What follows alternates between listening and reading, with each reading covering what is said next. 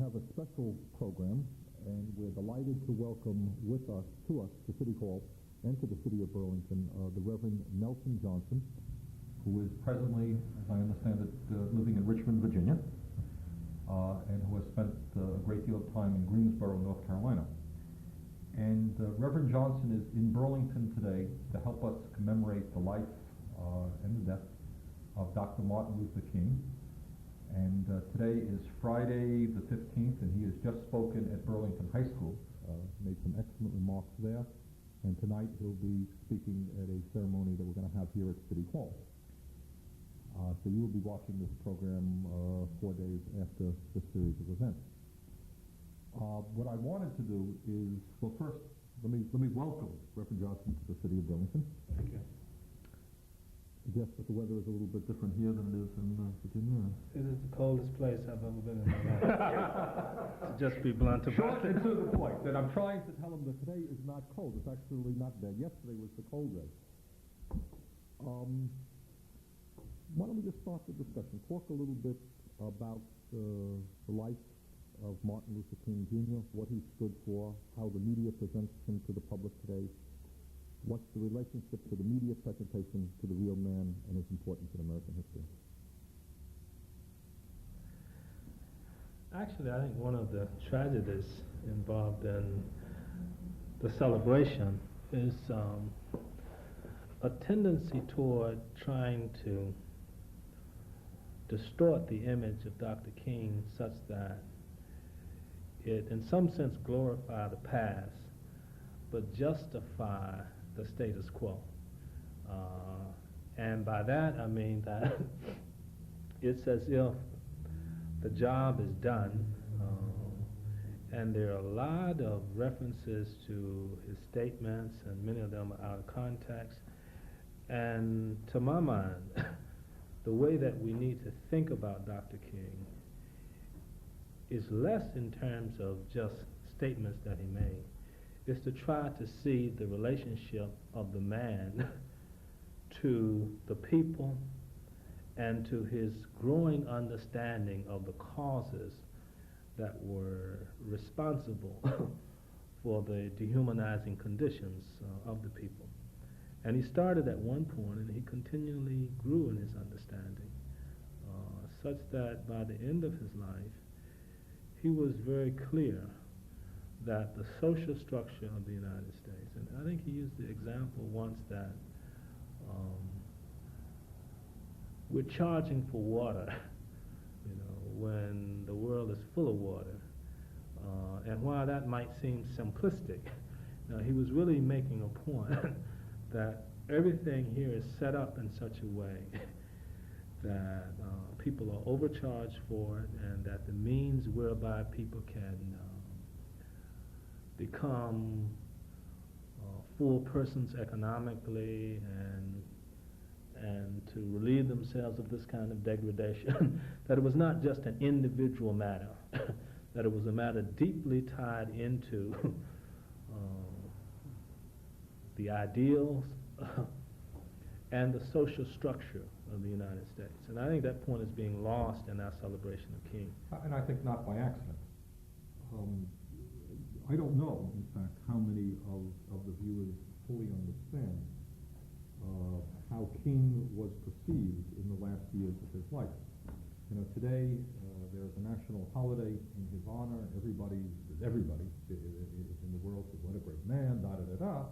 And yet let's go back to the period, the last months of his life. I don't know that most viewers understand that for a number of years before he was assassinated, King was under intense scrutiny and investigation by the Federal Bureau of Investigation, and that in fact he was in the category of the equivalent of a Soviet spy.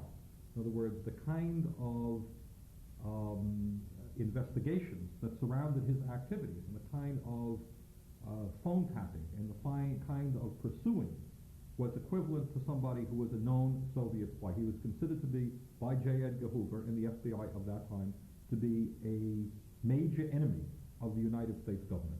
That's number one. And this is the man who 20 years later we have a national holiday in honor of. Why was that? Let's not forget that. Number two, at the time of his death, the President of the United States, Lyndon Johnson, regarded him as a tremendous political enemy. And Johnson, as we all recall, was quite a liberal in terms of great society programs and social programs. And yet, President Johnson considered Martin Luther King to be a very strong political opponent. No love lost between the two. The national media was not very kind to King in the last few years of his life. Let me throw out to you why. Why was that? Why was that? Why was a man who today is regarded by everybody from the extreme right wing and Ronald Reagan as a great American, why was this quote-unquote great American under intense investigation by the Federal Bureau of Investigation? Why was the President of the United States considering him to be an enemy of the government? I think some of it is obvious on the surface, and the surface is the surface, that King's position, for example, on the war in Vietnam, he had been against it for some time, but he hadn't come out against it. And he came out against it in, I believe, 1967. He was roundly criticized. I remember the press secretary for Lyndon Johnson was Carl Rowan. And Carl Rowan used to be on television every day, pretty much denouncing the man and driving this wedge between civil rights, hurting the civil rights movement. I think that's the kind of phraseology that came out, and that you ought to stick to civil rights and you ought not to get into international stuff. And King gave the kind of answer that was characteristic of a man with that kind of insight and passion. And he gave it, I remember him giving it in a speech in which he said that for some 12 years now, I've been working and struggling for integration. And at this point in my life, I'm being asked by the president to segregate my consciousness and to say that I can stand and look at the killing of people in Vietnam, and that doesn't matter when I'm, representing the opposite of that in the United States. So you can see right away that he was against the entire foreign policy, but to my mind, a deeper development was occurring. King was gradually becoming a bridge between a number of movements in this country. I think the anti-war movement, the youth movement, the progressive left and white movement, and he couldn't be at that point dislodged from the Black Liberation Movement because of his style, his strength, his roots, and all of this. And he was also becoming increasingly clear that the arena of struggle was moving from breaking down barriers, such as desegregation and so forth, to challenging those structures that were denying the economic means to life for people. That's what he was doing. So when you put those things together, and in his position and with his clout and authority, it becomes fairly obvious that those who opposed those policies took him very seriously. And David Garrett wrote a book which outlined numerous details of the FBI sending women to the man and all kinds of stuff. I mean, before we go any further and broaden this discussion, what people should know is that his phone was tapped, and they all knew it. It was no great secret. Tape recordings of personal aspects of his life were threatened to be released to the media. The FBI on a regular basis was leaking lies and information to the media, trying to discredit him on a personal level. And that was the kind of campaign that was being waged against him. I think the point that you're making, which I really agree with, is that as he was broadening his scope, what he was also understanding is that to a certain degree, the struggle for justice was a multiracial struggle. And that in fact, at the end of his life, as you'll recall, and I know you spoke about at the high school, he was, as you will recall, he was organizing a Poor People's March on Washington, which is going to be a multi-racial demonstration of poor people and of working people. And I think what he was increasingly understanding was that it was one thing to integrate lunch counters in the South, or schools, or checklists for voting rights, which is enormously important. But it was another whole thing to be talking about decent jobs and decent housing, decent educational opportunities, which in fact would cost the government tens of billions of dollars, or issues of war and peace. I wanted to accent another point of King's life, and we look at the man largely in terms of what's available to us in terms of outside imagery, speeches, etc. I like to raise the question of trying to get in touch with what moved him, what pushed him, and and it's important to see that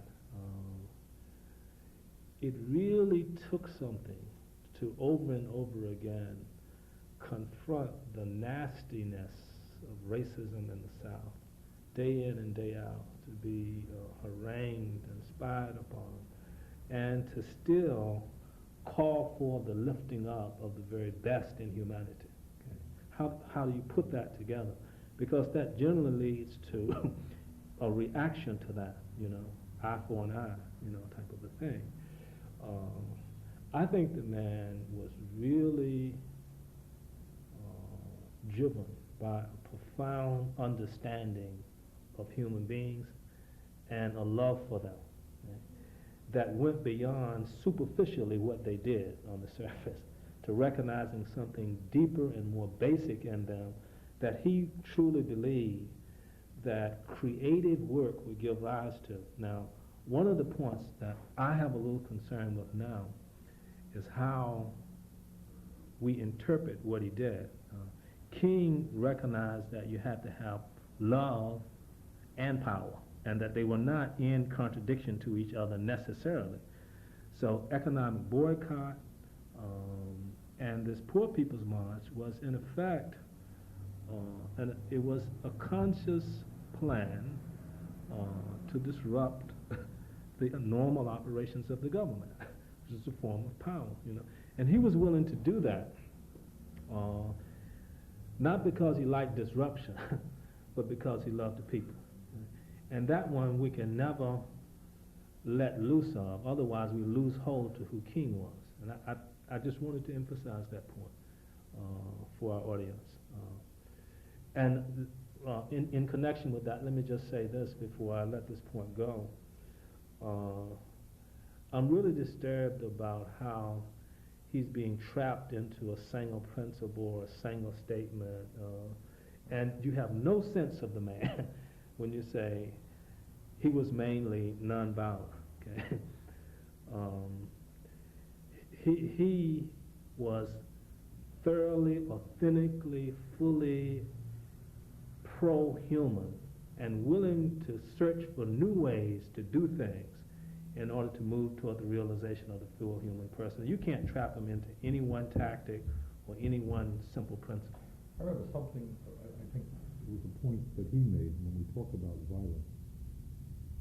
And he was a man, of course, who believed in Gandhian principles of nonviolence. But when you talk about violence, and he made this point often, you don't have to do something violent. I don't have to hit you over the head to be violent or to do violence to you. The society does violence to people when they are hungry, when children are uneducated, when people, very quietly, no one has to do anything, but if they lack health care and they die at an age when they should not be dying, or when in the world that we live in today, millions of people today, very quietly, no front page stories today, are dying of starvation. That is violence. And I think that was the point, one of the points that he made. Violence, in a sense, is going on all around us. And as you point out, he was many things. As you mentioned in your speech to the high school students today, a very, very brilliant tactician, very creative in terms of developing tactics to lead the struggle forward. But that's one point that I want to reiterate about violence. You don't have to do something to somebody to do something violent. Sometimes not doing anything, allowing people to suffer and to die very quietly is an act of violence. And I think what you're saying is that given that reality, he felt the passion to keep going forward to change that type of situation. Education today is one of those critical areas that we can define as violence. I don't know how aware people are in this area. There's a general need to revamp our educational system generally. But when we try to claim King spirit, okay, and that is kind of this drive and this desire and this passion for the well-being of persons that will take you against the social structure if you have to do it, because it's not sacred, the people are. That we have a situation, if you take that kind of spirit and you look in the inner cities where we're losing 60 to 70% of high school students, and I'm using we here and to mean black people. It's also happening to other people as well, but I'm more familiar with that. And in the context of a society like this, with unemployment and underemployment, there's virtually no chance for a meaningful life. And so in effect, these people are being dismissed as societal waste. Okay? That's the statement that is being made. Now that's totally incompatible with the spirit of King. And any of us who claim that spirit cannot be silent in a context like this. And you could apply that across the board to homeless people and to the tragedies that we have at least in part helped precipitate in Israel, with the killing of the Palestinians in the Philippines, in Central America, to be sure. All of this is what we have to come to terms with if we are true to claiming the spirit of King instead of getting caught up in rhetoric about him. Right. You're making a point that I think is not made often enough. You know, the media operates in funny ways. They like to get onto new issues, right? And, you know, things especially new this year. And, you know, 10 or 20 years ago, you couldn't pick up the newspaper without another story about what's happening in the ghetto or this, that, and the other. So I guess the media or the country got bored with the issue. So we very rarely, in the national media now, hear what's happening in the ghettos throughout this country. But and maybe you can go into this a little bit. My impression is that for the average black kid in the ghettos of America, the situation today is dismal, perhaps worse than ever was in terms of kids not graduating school, not having jobs, getting involved in drugs or other self-destructive type activities. The statistics are clear. It's absolutely worse. There are no jobs out here for many people, and you have deregulation, spontaneous restructuring of the economy, or whatever people choose to call it. But in effect, millions of people outside of the statistical count, you know, that's what I call societal waste. They're not counted anymore. And then many people who are counted are making such low wages. There's just no way that you can live on $3.50, you know, and that you have huge sectors of the community trapped into that. And that's a direct outgrowth of policy decisions, you know, that's kind of inherent in the social structure itself. And we have to address that, and I imagine that local communities are addressing it in ways that they can, but they can never address it sufficiently until they are tied together and that a greater impact is made on national policy. Well, we have, ironically, a very similar problem here in our state and our area. We have a very low unemployment rate, 2 or 3%. But the wages that many of our workers are earning are abysmal. Mm-hmm. They're not minimum wage, primarily lately because the need of employers to attract employees has forced them to raise wages. But the wages are very low. And what we're seeing now is, in many instances, husbands and wives having to go out to work in order to bring home an income that can take care of the family. Let me change the subject, and not that I want to bestow upon you leadership of the entire population of black people in the United States of America. I wouldn't dare accept it. But I did, what is the political attitude of the black community that you perceive now? Is Jackson is there a lot of excitement about Jackson's campaign for president? There's certainly some excitement about Jackson. I don't think there's quite as much as there was in 1984. But I think overwhelmingly, blacks, and particularly grassroots blacks, will vote for Jackson. And to the extent that they are organized and their organizations are facilitated, will work for them. I do think, though, that there is a deeper discussion and thinking going on in the black community now. I mentioned education. I know people who are very political, and they're carving out niches of things that they're trying to work on. And we're beginning to see pieces of work developed. But by and large, the black community has a lot to do in the next few years to impact the negative social reality that we're now experiencing. I think Jackson is a positive force in that, but the critical issue is how well the organization is built in the process of the presidential campaign, and what can continue after some folk are elected to Congress and to the state houses and perhaps to the presidency.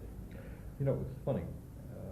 I think perhaps, maybe I'm wrong on this, but perhaps the first glimpse that some of us have had about the impact of black participation and involvement in politics in the South was with the Bork nomination. Yes. And it was so, to me, it was incredible to turn on the television and see these 60 or 65-year-old white politicians who have been bred in a segregated South, who fought for a segregated South, getting on television saying how they couldn't support the nomination of Judge Bork because he didn't believe in racial equality. It was one of the funniest things that I've ever seen. And it was very clear that they now understand, at least, that in the South, blacks are voting, they're participating in politics, and that it was good politics for them, obviously. I'm sure they did their polls. And you've begun to see some of the changes that voter registration drives and participation of blacks in politics in the South has brought. True? Definitely. It's interesting. It's an interesting way to look at movement, and to some extent, Bork not being seated maintained the status quo. Okay, it was an advance only against the possibility of a greater negative, right. And that's very significant, particularly when negatives are reality, in this world. So you can't diminish it at all. What I think is necessary now is to try to figure out how to more creatively use that political power to advance leverage, if you will, more progressive forward motion in the community. And I think that has to do both with coalition building. I think it has to do with strong leadership on the local level. I think a number of factors. I think the Jesse Jackson campaign is stimulating at least that kind of discussion. I think it's helpful in that. I don't know if you were there. I was to the first convention of the Rainbow Coalition in Washington. Did you happen to be there? No, I wasn't. And it was the formal founding of the Rainbow Coalition. Right. Very impressive. It was in Jackson, everybody, you can criticize anybody, because nobody is perfect, including Jesse Jackson, But what was very impressive at that meeting is, if you talk about the need to build coalitions, to bring together the disenfranchised people of this country, to begin to claim the reality that they are the majority of the people. I think, obviously, the tragedy in this country is you have a small number of people with incredible wealth and incredible power who determine policy. Half the people don't vote at all. The rest of them respond, many people respond to the 30-second TV ads. And what I think you and I would agree on is that outside in the streets all over this country, there are tens and tens of millions of people who have a commonality of interests. Whether you're black or white or green or yellow, you want decent health care, you want decent educational opportunities for your kids, you want decent jobs, you want decent retirement benefits. You don't want to be spending your money killing the people in Nicaragua when we can improve the environment in our own country. Everybody, vast majority of people agree on these principles. And what was very exciting to me in seeing this coming together with the Rainbow Coalition, really good people from all over the country. Some farmers from the Midwest who are fighting to preserve their farms. and some of the best people in the labor movement were fighting to see that their decent paying jobs are not turned into minimum wage jobs. Mm-hmm. And people, from the black communities all over the country, and some good government leaders. Very exciting. Do you see the Rainbow Coalition as one possible mechanism by which we could have some political clout in this country? Oh, I think it's definitely one of those mechanisms. I think we need to do a lot to strengthen it in as many ways as we can. In the South and all over the country, I'm more familiar with the South, North Carolina, where I'm working with the Rainbow Coalition there. But just the concept itself is very powerful. I think Jackson talks about a kind of cultural quilt, the weaving and his genius for putting together creative phrases, kind of weaving together this diversity in such a way that the diversity is not conflict, but in fact beauty and strength. Okay? And that new possibilities began to emerge, and I think he's made a very valuable contribution in that. I think the challenge before us is how to put into place or to strengthen already in place leadership within the Rainbow on the local level, such as ensure its continuity and growth. Right. Is there much white participation in the Rainbow Coalition in, say, North Carolina, or is it mostly black? There's a considerable amount of white participation in the South. It's up quite a bit from 1984. And in fact, there's a southern caucus of whites whose primary responsibility is to try to figure out how to penetrate and to work with the somewhat natural constituencies of Jesse Jackson. By natural constituencies, I mean people who, if they would look at it carefully, would see that their interests are served and are somewhat open to looking at it. But the amount of work and thinking and strategizing that's necessary to reach those sectors of the society, while it might not be what it could be, it's growing, and several organizers are working primarily on that. Good. Okay, I think unfortunately we're coming to the end of our half hour, and discussing the that in case we have 2 minutes to go. Okay. I think one can go on for hours and hours discussing the life of King from a dozen different points of view. Just the man himself and his courage and his intelligence, and what we were talking about before the program. Here's a guy who could have at any time along the process have stopped and said to the establishment, look at what I've done, look at what I've accomplished, and gotten the money and the praise and have ended his life at that point. But the guy kept going, never stopped. He kept going, growing, and keep moving forward. And that's just, let me mention, if I might give a plug, I didn't write this book, but it's, maybe Nelson, you have some other books. There's a wonderful book that I read a few months ago. It's called Let the Trumpet Sound, The Life of Martin Luther King Jr. by Stephen Oates, which is one excellent biography, which really gives you an inkling of the man as a man. Some other books come to your mind that viewers might be interested in? Well, I highly recommend that one. For people who want to take a look at FBI activity and the kind of web of conspiratorial stuff going on around King, David Garrett's King and the FBI, I would highly recommend. It's well researched, lots of facts and figures, and they will make that picture very vivid too. Okay, I think with that, we're probably running out of time. It's a great pleasure and a privilege to welcome you to the city of Burlington. We hope you'll come back again. It's not always this cold. It's only about 10 months a year. July it warms up a little bit. I look forward to coming back in July. Okay, and we'll see you next week.